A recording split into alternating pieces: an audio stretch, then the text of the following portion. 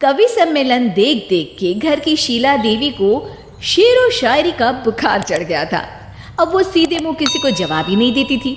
उनके पति और उनका बेटा तो काम करने घर से बाहर चले जाते थे और उनकी शायरी झेलनी पड़ती थी बहू रेणु को। अब सास बोलती नहीं, अर्ज करती थी, संदूक पे रखी संदूक, संदूक में रखे झुमके, बहू झुमके निकाल के दे मेरे, कहाँ लगा रही है ठुमके। माँ जी, झुमके तो आपके निकाल दूंगी मैं, लेकिन आपके दिमाग से ये शायरी का भूत कैसे निकलेगा? छोटे लोग नहीं समझेंगे, शायरी है शौक बड़ा, तू अपने काम से काम रख, मेरे काम में मत टांग अड़ा। शौक अलग बात है, लेकिन हर चीज में अपना शौक डाल देने से जग हसाई हो सकती है सासू माँ। अरे मैं हूं एक नंबर कलाकार, कोई ऐसी वैसी बला नहीं, तुम घर के कामों में उलझी, समझोगी मेरी कला नहीं। ठीक है माँ जी, आप नहीं समझती तो कोई बात नहीं, लाओ मैं आपके झुमके ही निकाल कर दे देती हूँ।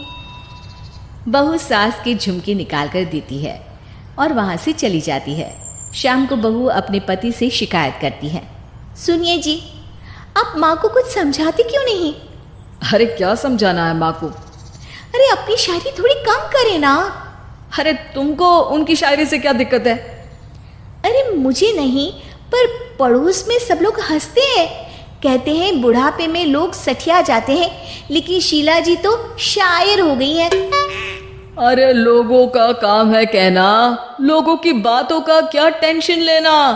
अरे वाह, मैंने भी शेर कह दिया, वाह वाह वाह वाह। देख लो, तुमसे किसी ने कहा नहीं और तुम्हारे सामने कोई माँ की बुराई नहीं करता तो तुमको फर्क नहीं पड़ रहा।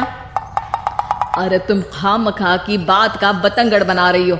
चलो चाय बना कर ले आओ मेरे लिए, साथ पियेंगे, कोई ढंग की बातें करेंगे। रेणु चाय बनाने लगती है।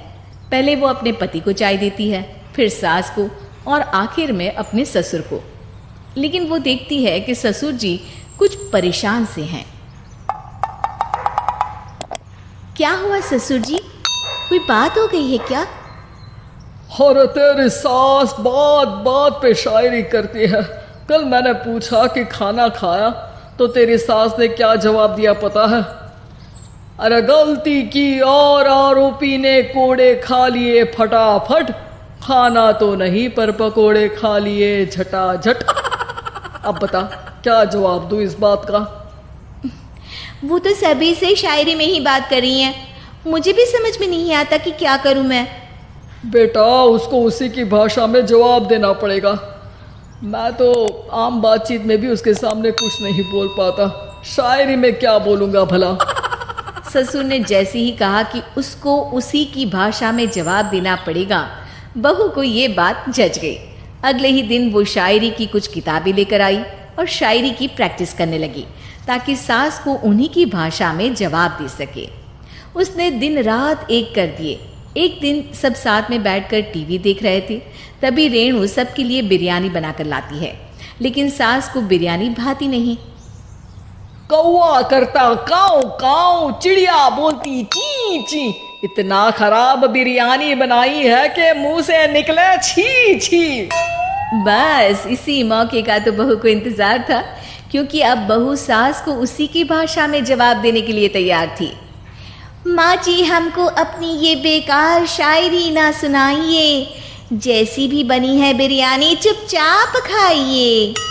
ससुर जी और रेणु के पति ने रेणु का जवाब सुनते ही जोर से ताली बजाई और सास ने जब रेणु का शायराना जवाब सुना तो उनके गले में बिरयानी अटक गई। बहू ने एक और शायरी का तीर छोड़ा।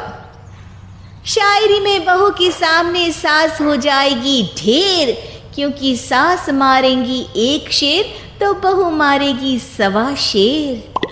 सास को छोड़ के सब वाह वाह करने लगते हैं। आज पहली बार सास को नहले पे दहला मिला था और रेणु ने सास का मुंह चुप करा दिया था। अगले दिन रेणु का पति उससे कहता है, अरे वाह, तुमने तो माँ की बोलती बंद कर दी, मजा आ गया। अब मेरे लिए कुछ बना दो, खाकर मैं काम पर चला जाऊं। शायरी ही है मेरा जीवन, वही करूँगी जी भर के। नौकरानी रख लो कोई, काम नहीं करूँगी मैं घर के। अरे तुम क्या माँ जैसी हरकतें करने लगी, सीधे सीधे बात करो ना। हो गई कल शायरी, रोज थोड़ी ना करोगी। शीशी भरी गुलाब की पत्थर पे फोड़ दो, जो मुझे शायरी से रोके उसके कान मरोड़ दो। पति घबराकर वहां से चला जाता है और बाहर उसके पिताजी के पास जाकर बैठ जाता है। दोनों अपनी बीवियों की शायरी से परेशान है। ससुर को पछतावा होता है कि क्यों उसने बहू को सास की भाषा में ही जवाब देने का आइडिया दिया। अब तो घर में दो दो शायर हैं। दोनों एक साथ दुखी स्वर में कहते हैं, हम दोनों की ही बीवियां जब से शायर हो गई है, क्या बताएं, जिंदगी एक फटा हुआ टायर हो गई है।